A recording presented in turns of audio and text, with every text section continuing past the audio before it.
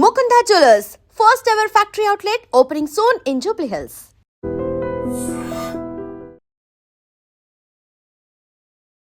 నిన్న నాకు ఒక మెయిల్ కనిపించింది. ఎస్ శ్రీనివాసరావు అనే ఆయన ఒక 86 ఏళ్ల సైంటిస్ట్. ఆయన ఈ దేశానికి ఆయన చరిత్ర అంతా చూశాను, మెయిల్లో ఆయన వర్షన్ చూశాను. హరిత విప్లవంలో ముఖ్య భూమిక పోషించిన వాళ్ళలో ఒకరు. గవర్నమెంట్ అని చెప్పి ఆ ప్లాట్ కొనడం చెల్లదని చెప్పి గవర్నమెంట్ దాన్ని వాపస్ తీసేసుకుంది. ఆయన దాని మీద 40 ఏళ్ల నుంచి న్యాయ పోరాటం చేస్తున్నాడు. మనం ఏం చేయగల ఆలోచించి ఇవాళ కాప్రాలో సాకేత్ ప్రణామం అనే ఒక ఓల్డేజ్ హోమ్ ఉంది, అక్కడికి వచ్చా నేను. ఫస్ట్ నా లెటర్కి రెస్పాండ్ అయిన వారు వీరే.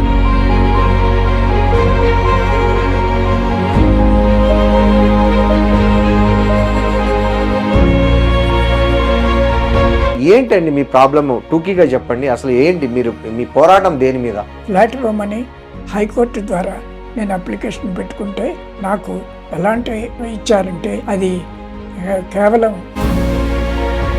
4 గంటలు బయట కూర్చోపెట్టిన తర్వాత ఆయన చెప్పారు నాకేం సంబంధం లేదు. కనీసం మంచినీళ్ళని ఇచ్చారండి? ఇవ్వలేదు, మంచినీళ్ళు ఇవ్వలేదు. చెప్పారా మీరు తర్వాత ఆయన కలిసినప్పుడు? నేను ఇట్లా ఓ సైంటిస్ట్ అయ్యా, ఈ దేశం 3 ఏళ్ళు నేను డిప్యూటేషన్ మీద పనిచేశానని కూడా చెప్తే చేసి ఉండొచ్చు, నాకేం సంబంధం లేదు. గ్రీన్ రెవల్యూషన్కి ఎంతో పాటుపడి హరిత విప్లవాన్ని తీసుకొచ్చి 1963 నుంచి ఎంతో కష్టపడి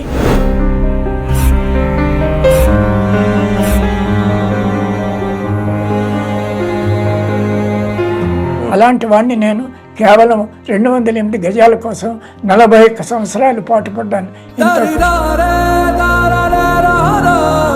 40 ఏళ్ల నుంచి పోరాటం చేస్తున్నారు, సరే మీకు న్యాయం జరగలేదు. ఇప్పుడు ఫైనల్ గా మీ ముందున్న సొల్యూషన్ ఏంది? మీరు ఏమనుకుంటున్నారు? ఇంత బతికి ఇప్పుడేమో మేము సూసైడ్ అటెంప్ట్ చేయాలా? ఎవరు మాకు సహకరిస్తారో మాకు అర్థం కావటం లేదు.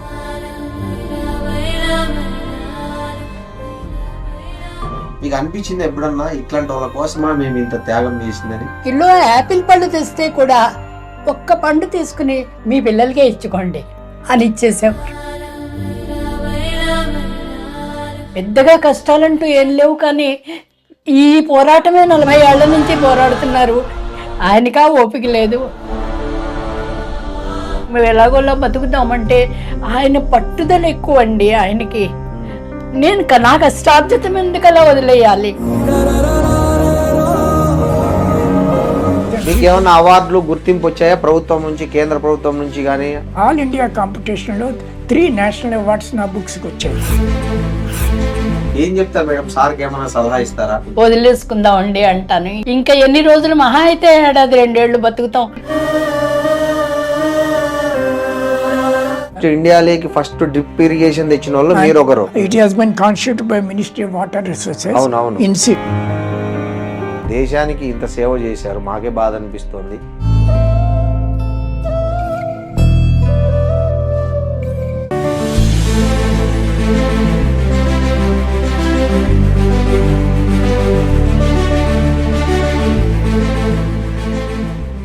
నమస్తే, వెల్కమ్ టు ఐ డ్రీమ్స్. నేను మీ రొద్దం శ్రీనివాస్.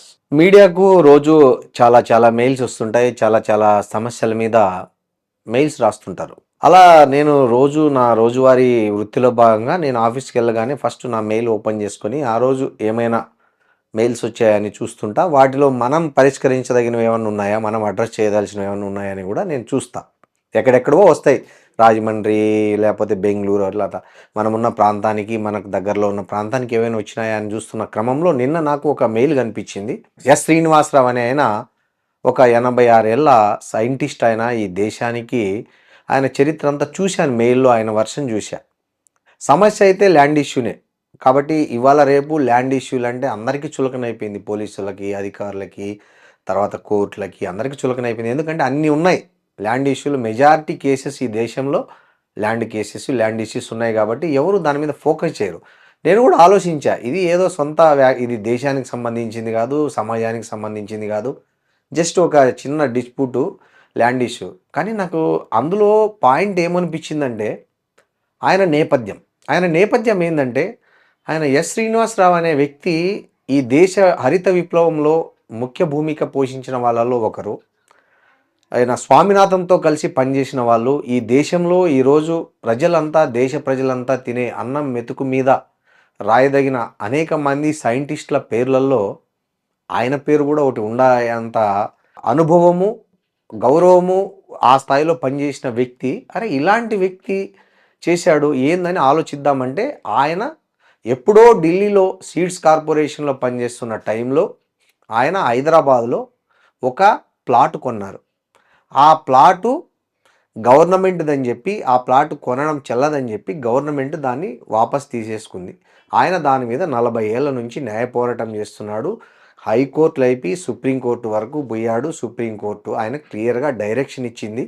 ఆయన ల్యాండ్ ఆయనన్నా అలాట్ చేయండి, లేదా ఆయనకు సూటబుల్ ఫ్లాట్ అయినా అలాట్ చేయండి అని చెప్పి క్లియర్గా సుప్రీంకోర్టు గైడ్లైన్స్ ఇచ్చింది. ఈ గైడ్లైన్స్ పాటించండి అంటే ఇదే దేశ సర్వోన్నత న్యాయస్థానం ఇచ్చినటువంటి ఒక గైడ్లైన్ ఆర్డర్ని గౌరవించమని చెప్పి ఆయన సెక్రటేరియట్లో ఆయన వయసును కూడా కాదని పాపం 86 ఏళ్ల వయసులో ఆయన ఆ సెక్రటేరియట్లో ఐఏఎస్లో చూంటే ఈయన అనుభవం అంతా వయసు కూడా లేని ఆఫీసర్లు ఎంతోమంది ఉంటారు. ఆయన కనీసం గౌరవం మర్యాద ఇవ్వకపోగా ఆయన సమస్యను విన్న పాపాన పోలేదని ఆయన చెప్పుకొచ్చుకున్నాడు ఆ మెయిల్లో. సో ఆయన నాకు అనిపించింది ఈయన కలవాలి, ఈయన సమస్యను అడ్రస్ చేయాలి.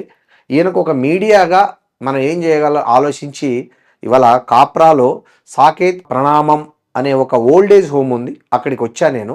మా ఐ డ్రీమ్ టీం వచ్చింది. ఆయన ఒక చిన్న సింగిల్ బెడ్రూమ్ ఇంట్లో అతి సాదా సీదాగా ఉన్నాడు పాపం. ఆయన్ను మాట్లాడదాం, ఆయన తెలుసుకుందాం, ఆయన సమస్య ఏంటి, సవాళ్ళు ఏంటి, ఆయన పోరాటం ఏంటి, ఆయనకి ఎదురైన అనుభవాలు ఏంటి, ఆయన చివరిగా ఏం కోరుకుంటున్నారో. వాళ్ళ భార్య విజయలక్ష్మి గారు కూడా ఉన్నారు. సామ్రాజ్యం శ్రీనివాసరావు గారు నమస్కారం. విజయలక్ష్మి గారు నమస్కారం. నమస్కారం అండి. సార్ శ్రీనివాసరావు గారు, ఏంటండి మీ ప్రాబ్లమ్ టూకీగా చెప్పండి. అసలు ఏంటి మీ పోరాటం దేని మీద? నేను 1984లో 208 చదరపు గజాలు ఉన్నటువంటి ఒక స్థలాన్ని మునుగనూరులో కొన్నాను.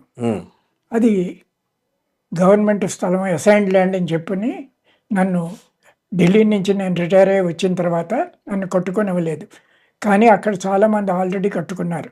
తర్వాత గవర్నమెంట్ కొన్ని జీవోలు పాస్ చేశారట, అందరికీ కూడా రిలాక్సేషన్ ఇచ్చారు. కానీ నేను ఢిల్లీలో ఉండటం మూలకంగా నాకు తెలియలేదు.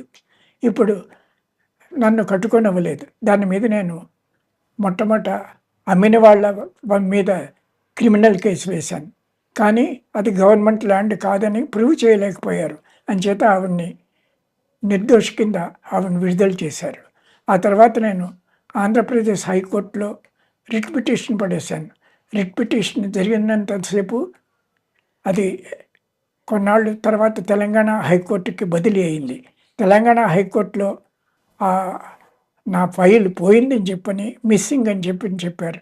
దాంతో నిరుత్సాహంతో చేసేది లేక నేను వెంటనే సుప్రీంకోర్టులో నా కేసుని తెలంగాణ హైకోర్టు నుంచి ఢిల్లీ హైకోర్టుకి బదిలీ చేయమని అప్లికేషన్ పెట్టుకున్నాను.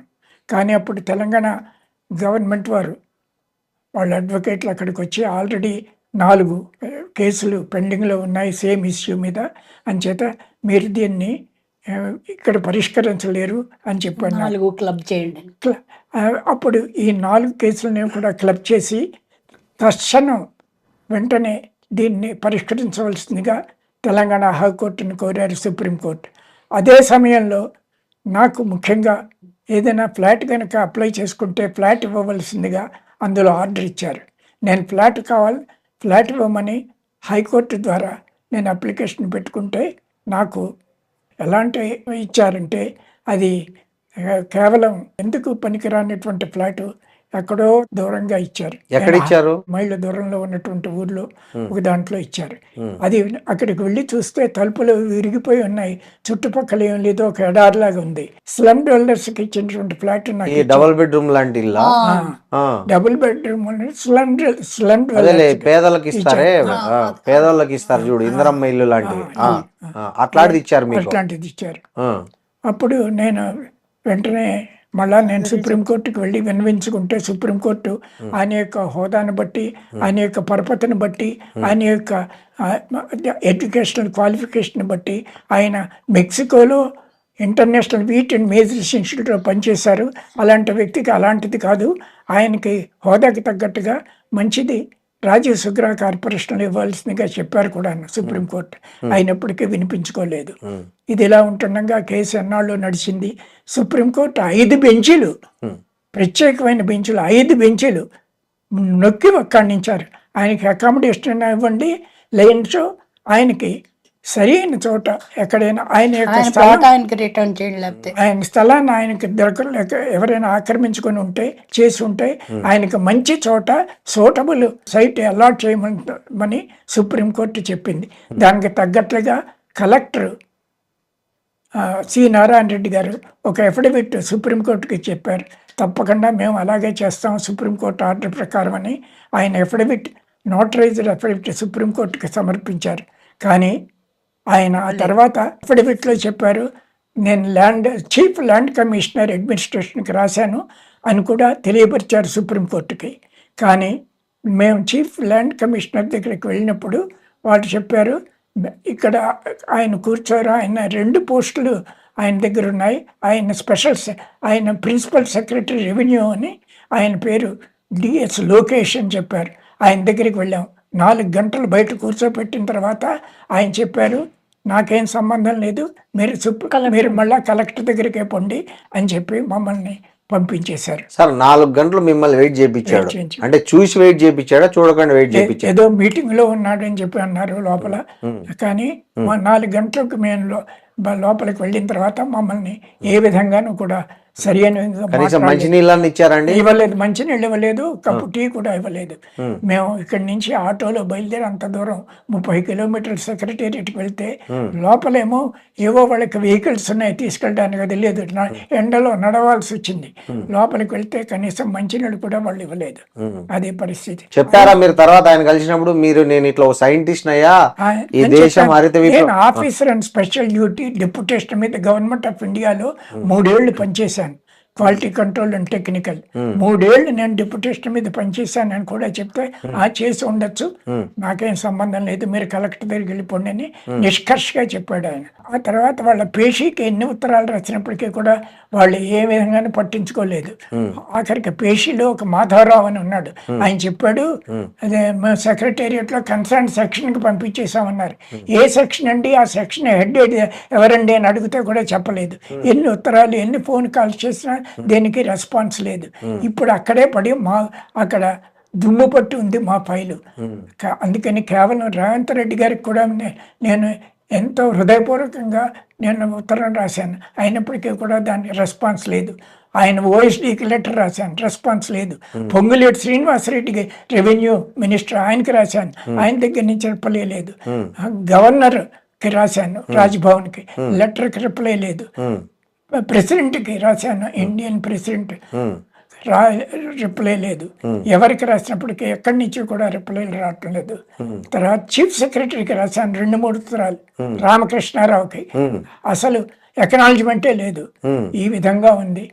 మేమేమో గ్రీన్ రెవల్యూషన్కి ఎంతో పాటుపడి హరిత విప్లవాన్ని తీసుకొచ్చి 1963 నుంచి ఎంతో కష్టపడి ఎన్నో రకాల హైబ్రిడ్స్ అమెరికన్ సైంటిస్ట్ సహాయంతో మేము పనిచేసి నందికుట్కూరు ఫార్మ్లో 500 ఎకరాల ఫార్మ్లో ఎన్నో సంవత్సరాలు పనిచేశాను. ఆ తర్వాత నేను మెక్సికోలో ఇంటర్నేషనల్ వీట్ మేజర్స్ ఇన్స్టిట్యూట్లో పనిచేశాను. నన్ను గవర్నమెంట్ నా యొక్క శ్రమని, నా యొక్క కృషిని అభినందించి నా పేరుని వరల్డ్ బ్యాంక్కి నాకు రికమెండ్ చేశారు.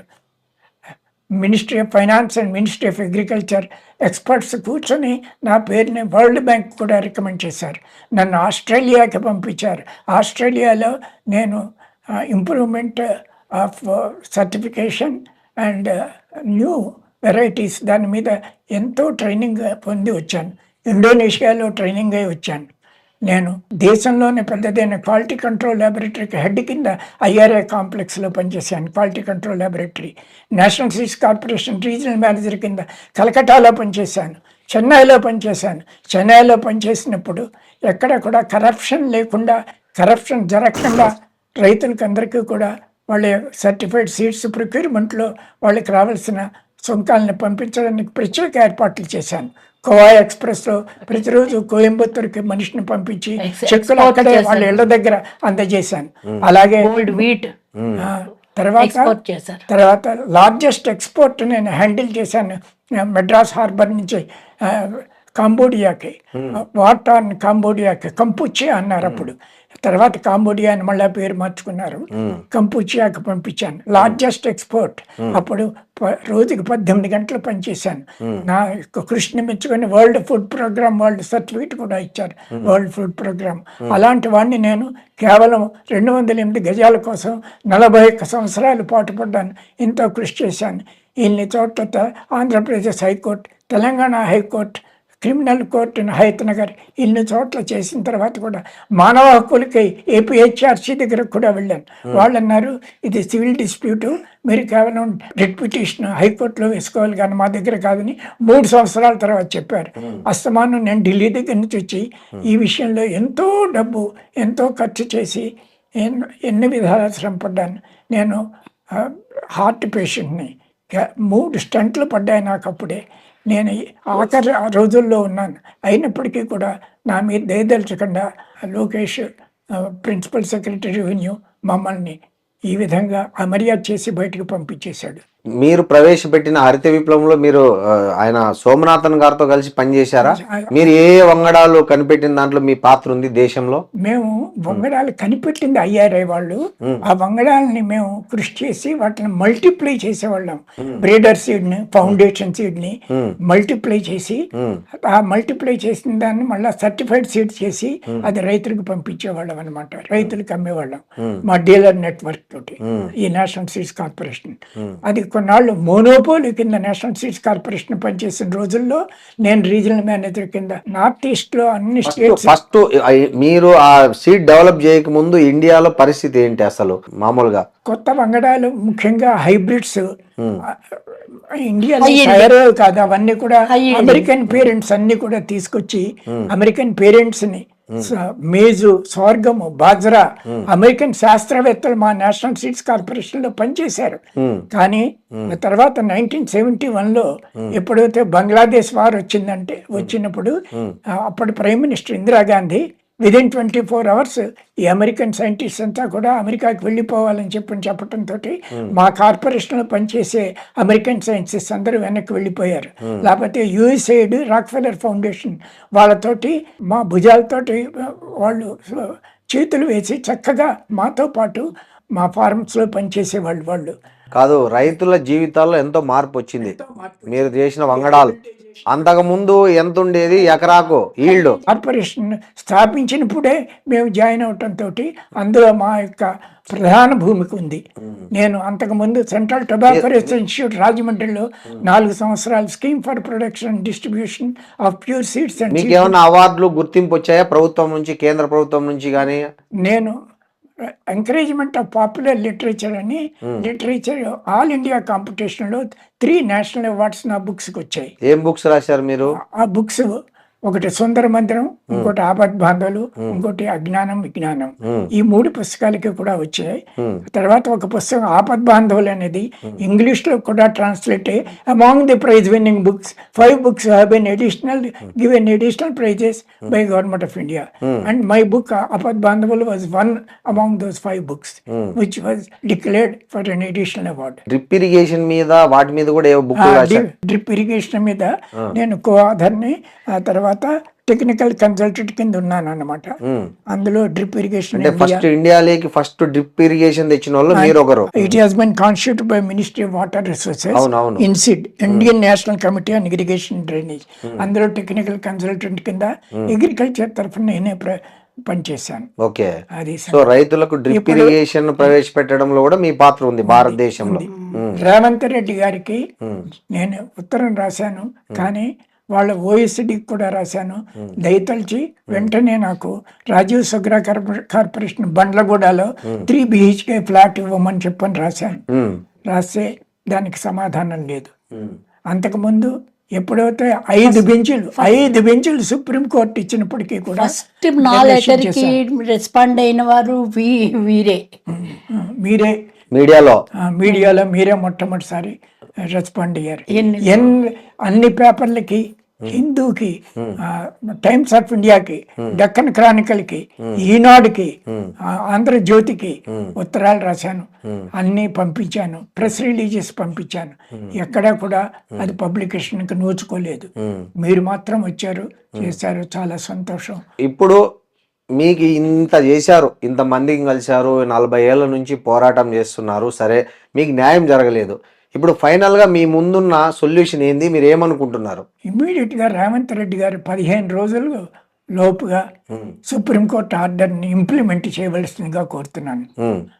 అది అక్కడ సెక్రటేరియట్లో ఫైల్ ఎక్కడ పడిందో చూసి, రాజీవ్ సగ్రా కార్పొరేషన్ బండ్లగూడలో 3 BHK ఫ్లాట్ అక్కడ లేదు అంటారు. కావాల్సి ఉంటే ఇప్పుడు దాకా ఎవరైనా డబ్బు కట్టి వాళ్ళు తీసుకోకపోతే మొట్టమొదటి డిపాజిట్ చేసి వాళ్ళు వెళ్ళిపోయిన వాళ్ళు చాలామంది ఉన్నారు.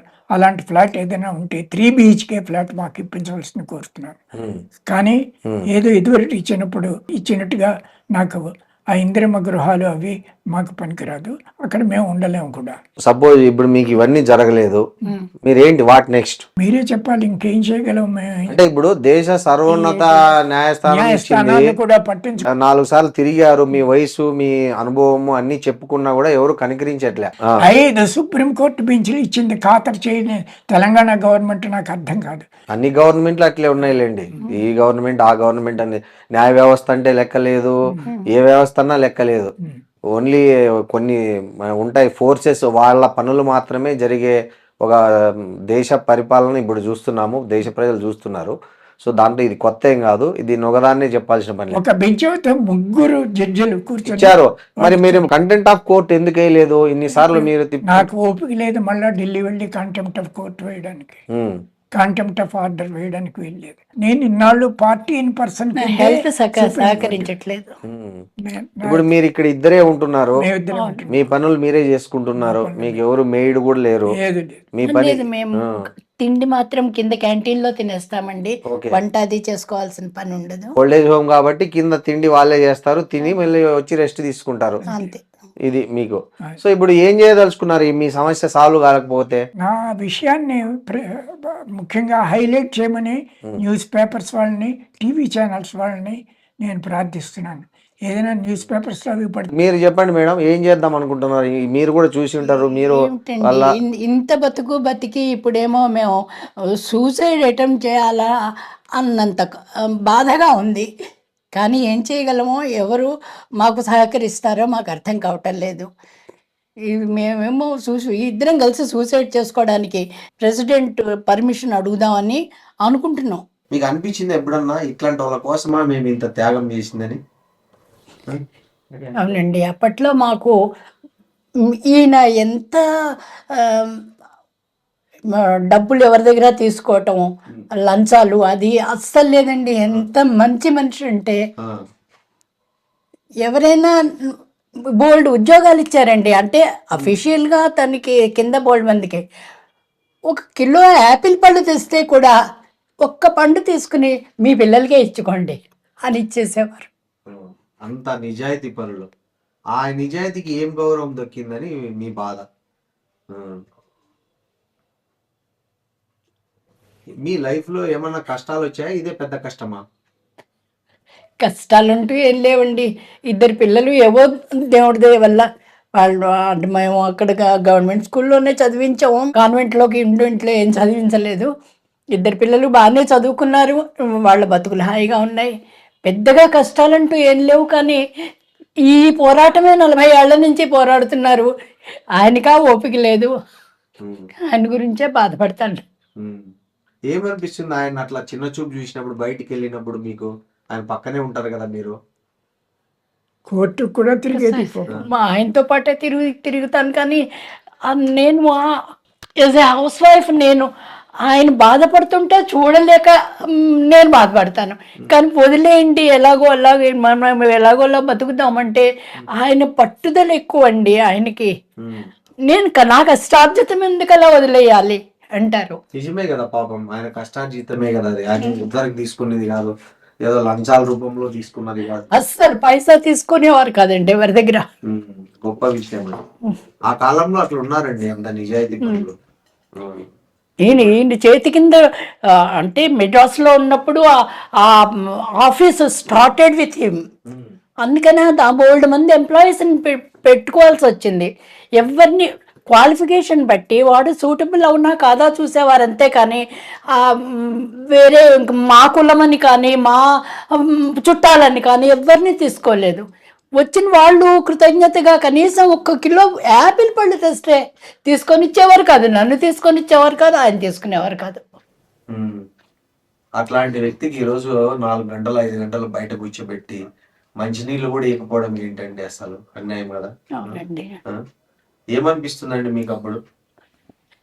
ఏముంది, ప్రజల్లో చాలా కనీసం మేము ఫోన్లు చేస్తే ఆ పేషీకి మాధవరావు అని ఒక ఆయన, సి మాధవరావు పేరు, ఎన్ని వాట్సాప్ మెసేజ్లు పంపించినా దేనికి రిప్లై ఇవ్వడు, ఏమీ చేయరు. ఇండియాలోనే ఇది, ఇంకా అలా ఏం కాదు. మీ పిల్లకి బాగాలేకపోతే ఒకసారి ఏదో అమెరికా వాళ్ళు స్పందించారు, అవును. ఏమైంది అది? ఆ అమ్మాయి బాగుపడిపోయిందండి, పెళ్ళయింది. అంటే అమ్మాయిని ట్రీట్మెంట్కి తీసుకెళ్లారు, మెక్సికో తీసుకెళ్లారు, అక్కడ ట్రీట్మెంట్ ఇచ్చారు. అంటే మీరు కలిసి పనిచేసిన విదేశస్తులే మీ పట్ల స్పందించారు, అది నేను చెప్తున్నా. అది కరెక్ట్, అది కరెక్ట్. అమ్మాయి బాగుపడింది, అమ్మాయికి పెళ్ళయింది. అమ్మాయి దేశం కోసం కృషి చేసిన దేశంలో ఎవరు మీకు రెస్పెక్ట్ చేయట్లే, అది బాధ.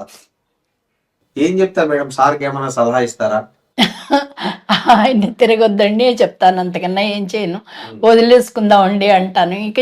ఇంకా ఎన్ని రోజులు, మహా అయితే 1-2 ఏళ్ళు బతుకుతాం, ఆ మాత్రం బతికేయగలంలేండి అని చెప్తాను, అంతకన్నా ఏం చెప్తాను. రేవంత్ రెడ్డి చాలా మంచివాడు అండి నిజంగా, కానీ మరి ఆయన దగ్గరికి కాగితాలు వెళ్ళినవారు వీళ్ళు. ఆయన కానీ నా ప్రజా దర్బార్ ఉందంటే ఎప్పుడుందో తెలియదు, ఎలా వెళ్ళాలో తెలియదు. తీరా ఆ రోజు ఏదో మీటింగ్ ఉంది, లేకపోతే ఏదో ఎక్కడికో వెళ్ళిపోయాడు, ఢిల్లీ వెళ్ళిపోయాడు, ఇవాళ ఢిల్లీలో ఉన్నాడు ఆయన. మేము అంత తిరిగే అంత ఓపిక లేదండి, ఈ ఏజ్లో మేము తిరగడానికి సాహసించలేకపోతున్నాం. ఫైనల్ గా మీ ఇద్దరు ఇప్పుడు ఇంత చేసినా ఏం కావాలనుకుంటున్నారు కదా, ఇది సొల్యూషన్ ఏమనుకుంటున్నారు దీనికి? ఏముందండి, తిరిగి తిరిగి వేసారిపోయాము, ఇప్పుడు ఇంకేం లేదు మాకు. మేమేమో ఆత్మహత్య చేసుకోవటం తప్ప ఇంకో మార్గమే లేదు మాకు ఈ విషయంలో. ఇంకా ఎవరు మాకు హెల్ప్ చేయటం లేదు. 40 ఏళ్ళు తిరిగి ఇంత చేసినా కూడా మాకు ఓటమే వస్తుంది, కానీ ఓడిపోవడం కన్నా చచ్చిపోవటం మేలనిపిస్తోందండి. సుప్రీంకోర్టు ఆర్డర్లు ఇచ్చిన వాటిని ఖాతరు చేయకుండా, వాటిని కేవలం వాటిని నిర్లక్ష్యంగా నిరాశ, నిస్పృహ, నిజంగా చాలా. ఈ దేశంలో ఇంకేం జరుగుతుంది?